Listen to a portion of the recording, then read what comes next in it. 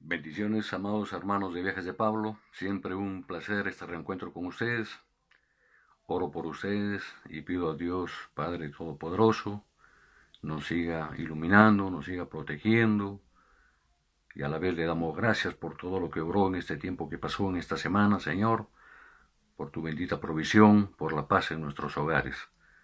Bendito Padre, que tu Espíritu Santo more nuevamente en medio de nosotros, para que podamos tomar sana doctrina de estas enseñanzas, Señor, en este hermoso estudio de Viajes de Pablo.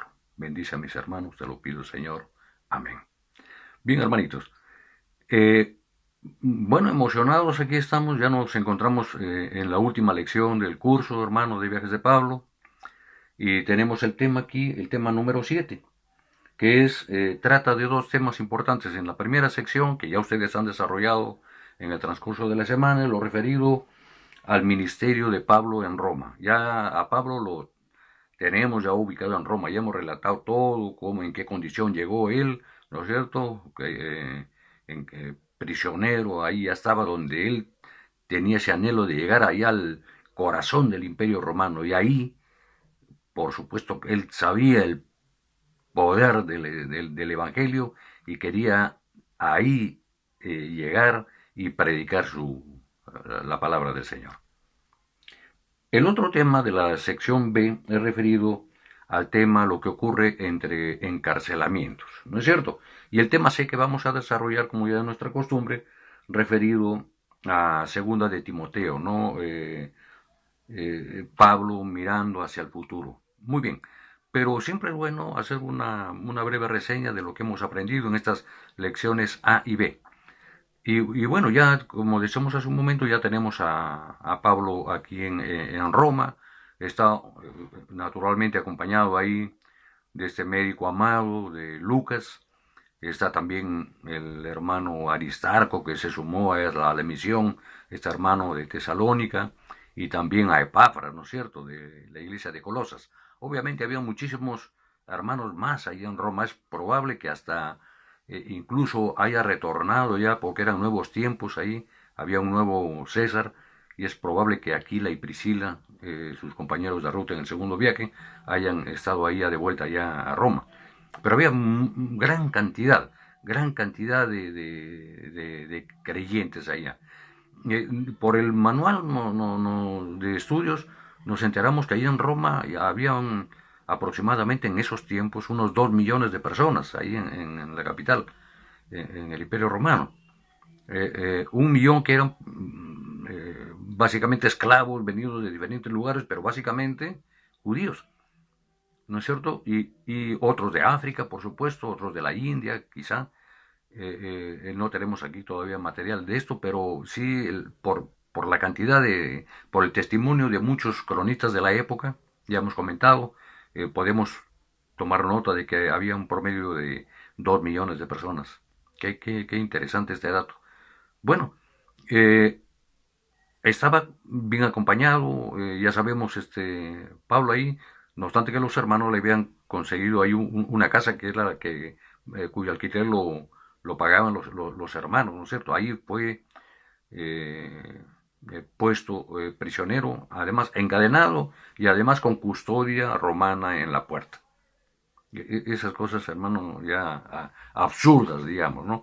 Bueno, pero esos son los relatos bíblicos y los tomamos como verdaderos, por supuesto, no los ponemos bajo ningún punto en duda.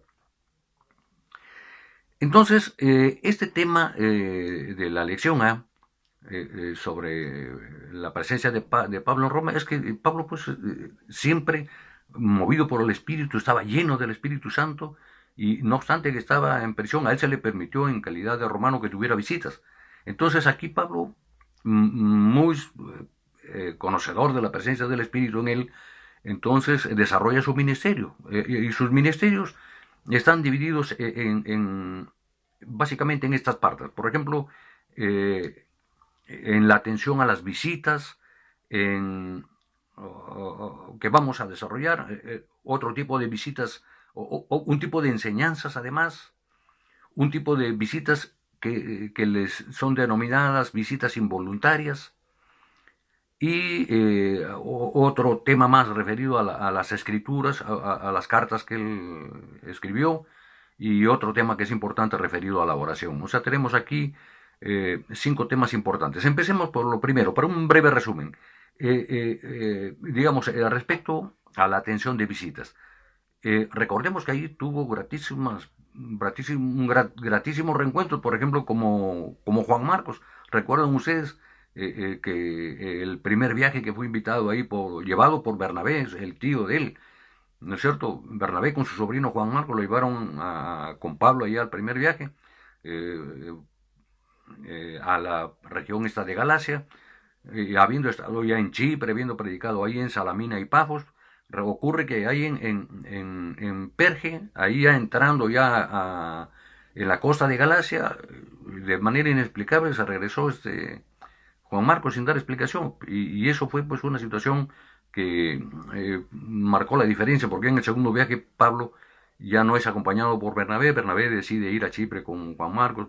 Es un tema que ya lo hemos tocado, ¿no? Para darle una oportunidad, este hermano el consolador, que se le conoce a Bernabé, dándole consuelo a Juan Marcos, dándole una oportunidad más. Pablo ya fue en el segundo viaje con Silas. Pero no nos alejemos, estemos aquí de las visitas que hicieron allá estos personajes. Juan Marcos, ya hubo reconciliación, perdón, y bueno, pues Marcos fue recomendado para que fuera él como el responsable, digamos, el dirigente allá en la iglesia de Colosas. Esto lo sabemos por la lectura de algunas de sus cartas. También tenemos otra visita, por ejemplo, ahí de un joven esclavo que había huido de Colosas, ¿no es cierto? De Filemón, que hemos visto ahí, este gran hombre ahí tan bondadoso, que fue bautizado por el mismo Pablo allá en Éfeso. Y Onésimo escucha a Pablo y escucha el Evangelio y se entrega al Señor. Y este esclavo fugitivo, bueno, pues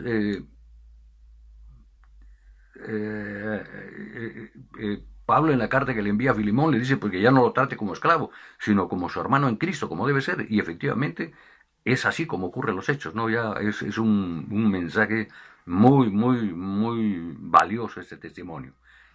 Ahora, el otro tema es referido a las enseñanzas, ¿no es cierto? Eh,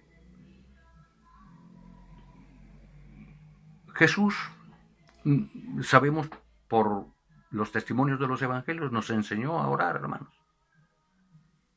¿Y cómo orar? Pidiendo al Señor que nos perdone nuestras deudas, así como nosotros perdonamos a nuestros deudores. Aquí Pablo nos enseña a que hiciéramos lo mismo precisamente en nuestras vidas. Aquí hay un gran ejemplo, él está perdonando. Pablo lo perdonó, Pedro y Bernabé también le perdonaron la actitud, pero el que hizo la obra en Juan Marcos fue el mismísimo Señor.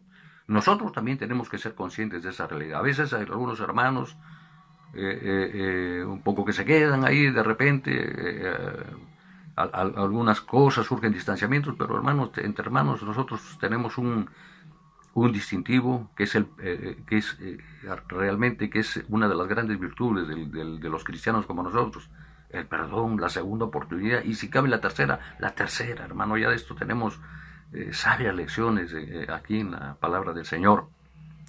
¿Qué más encontramos, hermanos, aquí en las enseñanzas?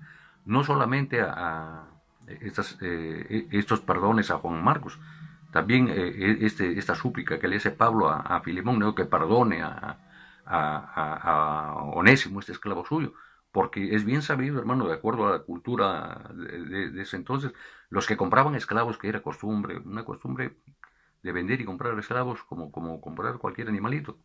Esas terribles costumbres que, gracias a Dios, en nuestros tiempos se han ido desapareciendo. Pero cuando huye un esclavo, el propietario tenía derecho a quitarle la vida. Ya pueden imaginarse ustedes, pero Filemón es movido además por Pablo y por el Espíritu, que es el que se elabora el perdón y la reconciliación con su esclavo. Muy bien. Otro personaje que tenemos aquí también, compañero y fiel del Señor, Epafrodito o Epafras. Es el mismo nombre, ¿no es cierto? En diminutivo, Epafras. él era pues de la iglesia de Filipos, y nunca lo abandonó a Pablo desde que lo conoció, siempre estaba llevándole ayuda. Reconozcamos nosotros que en Filipos, cuando hemos estudiado esa parte del varón macedonio, cuando fue Pablo allá y no había iglesia ahí en Filipos porque era una colonia militar, y fue en el río, se encontraban ellos a adorar y a evangelizar.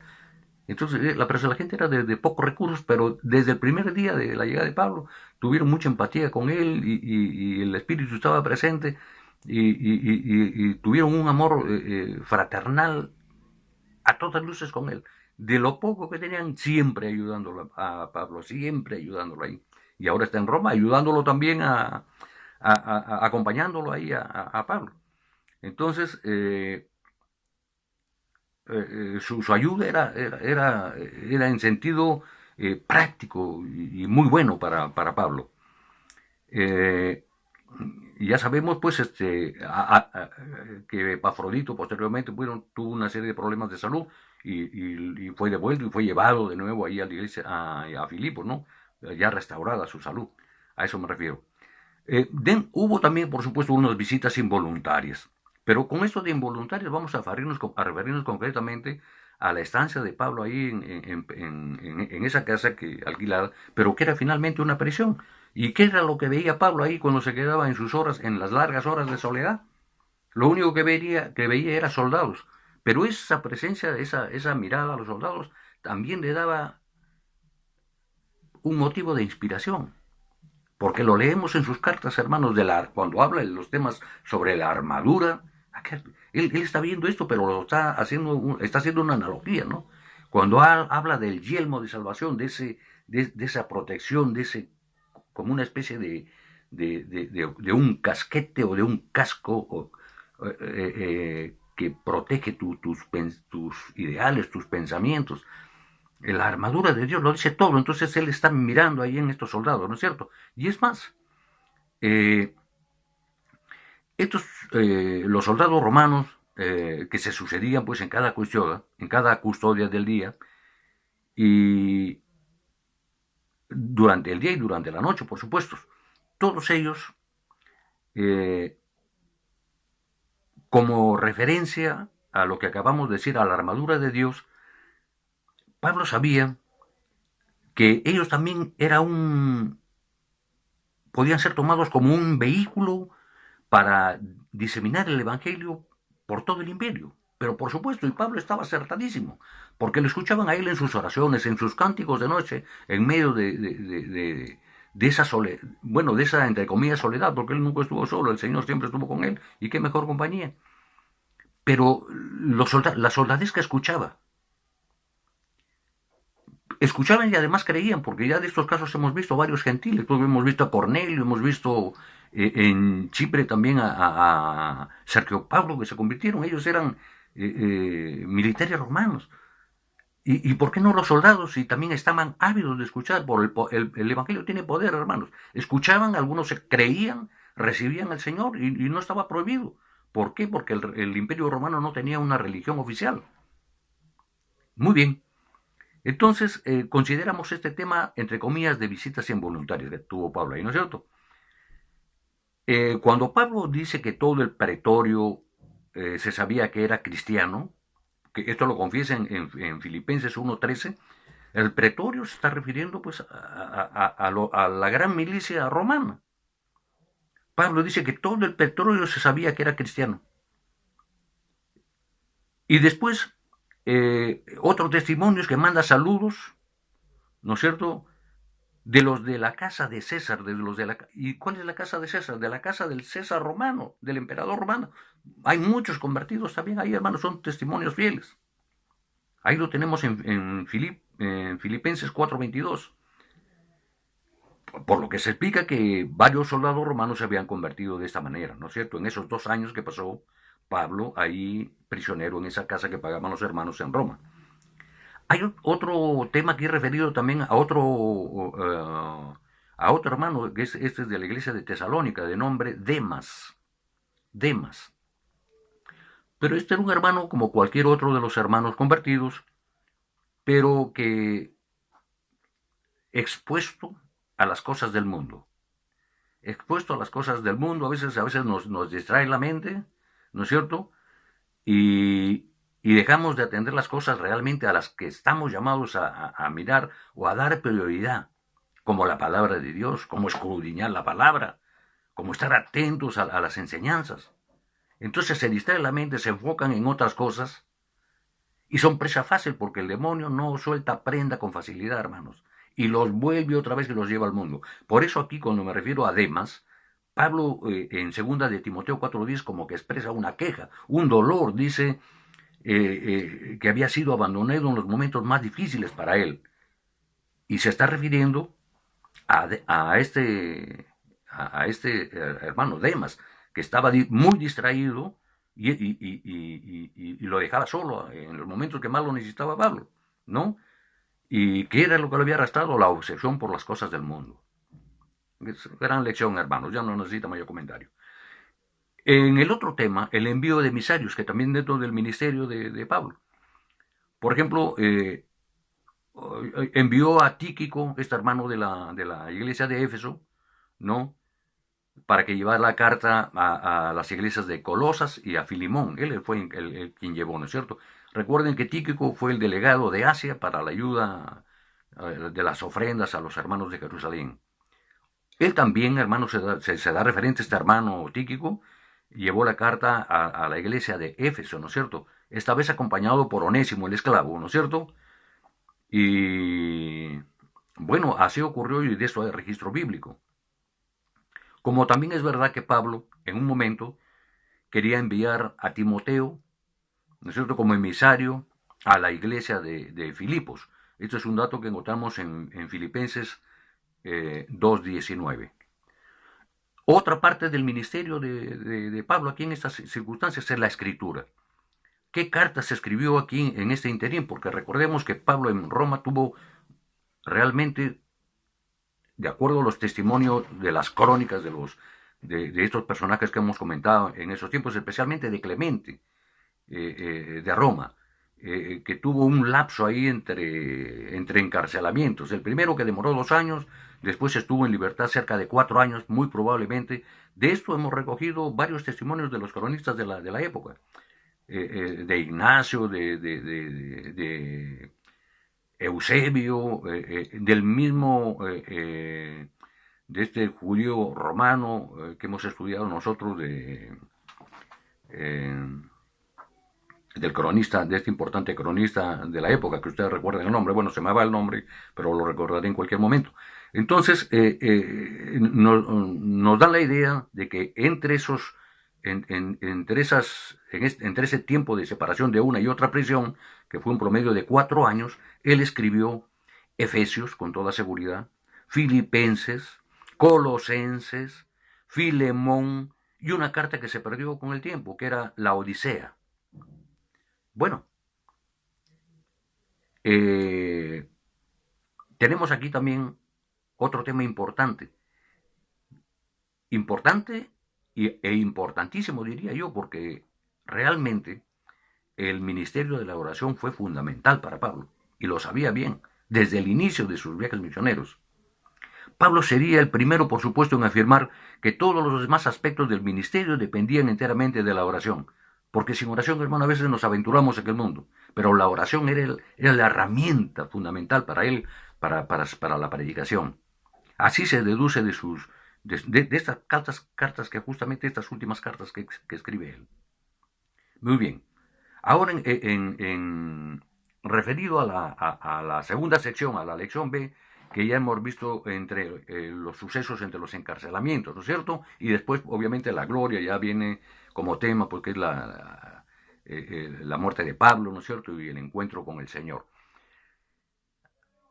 Nosotros, cuando leemos y analizamos Lucas, vemos que Lucas termina su relato de manera muy, muy así abrupta, dejando a Pablo en Roma bajo arresto domiciliario.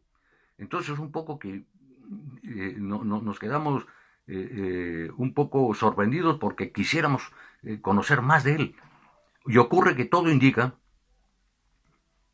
todos los análisis que hemos hecho de los libros, que fue puesto en libertad, como decíamos hace un momento, por 4 años, antes de ser tomado de ser tomado prisionero nuevamente.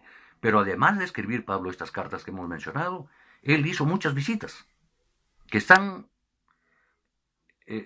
ahí en las distintas crónicas de los cronistas de la época y además algunas que encontramos en sus propias cartas. Por ejemplo, todo indica, por ejemplo, que en este tiempo de libertad visitó muchas de sus iglesias y además escribió en ese interín 2 cartas más. Primera de Timoteo, ¿no es cierto?, que le fue enviada a Timoteo a Éfeso, y a Tito también, escribió esa carta a Tito porque ya Tito estaba como responsable, como obispo, ahí en la isla de Creta. Muy bien. Sabemos también que todo apunta que fue durante su segundo encarcelamiento que escribió la carta final, la última de las cartas que escribe Pablo, que es Segunda de Timoteo. Muy bien. Ahora tenemos una aproximación de datos sobre las visitas durante sus encarcelamientos, porque como dije hace un momento, él es muy probable que haya estado ahí, porque vamos a escuchar estos testimonios. Por ejemplo, en una de las cartas dice que dejó a Erasto en Corinto. Otro detalle, dejó a Trófimo en Mileto. En otra de sus cartas, había dejado sus pertenencias en Troas. En otra de sus cartas, que había hecho visitas a Timoteo en Éfeso y a Tito en Creta también. Otro dato más, pide a Tito que le dé el encuentro o el alcance en la ciudad de Nicópolis. Nicópolis está más o menos ahí donde está en Macedonia la iglesia de Tesalónica. Otro dato, Clemente de Roma, que es un personaje, un escritor muy importante ahí, escribe 30 años después de estos sucesos que Pablo, o sea, da testimonio de que Pablo llegó, según su relato, al extremo de Occidente, refiriéndose a qué país. El que está ubicado al extremo de Occidente es España, hermanos. Entonces, Pablo es posible, de acuerdo al testimonio de Clemente, que haya visitado España, como él también se lo había propuesto en algún momento, luego de tomar Roma como punto principal de su expansión para el Evangelio. Muy bien. Entonces, como repaso, las cartas escritas en este periodo de encarcelamientos, que son Primera de Timoteo y Tito, y durante su segundo encarcelamiento, que ya no fue ahí en esa casa alquilada, sino que fue un encarcelamiento por demás doloroso, en una cárcel, en una cueva realmente, con una reja de fierro ahí, todo insalubre, es unas condiciones infrahumanas. En medio de todo, el Espíritu del Señor lo acompañaba y pudo escribir esta maravillosa carta que es Segunda de Timoteo, que es su carta final. Bien, hermanos, entonces, aquí vamos ahora al desarrollo de la lección C, como habíamos quedado. Entonces, voy a hacer un pequeño paréntesis, hermanos, para poder aprovechar bien, porque el espacio seguramente nos va a quedar corto aquí en esta pequeña intervención. Bien, hermanos, unos minutitos, por favor.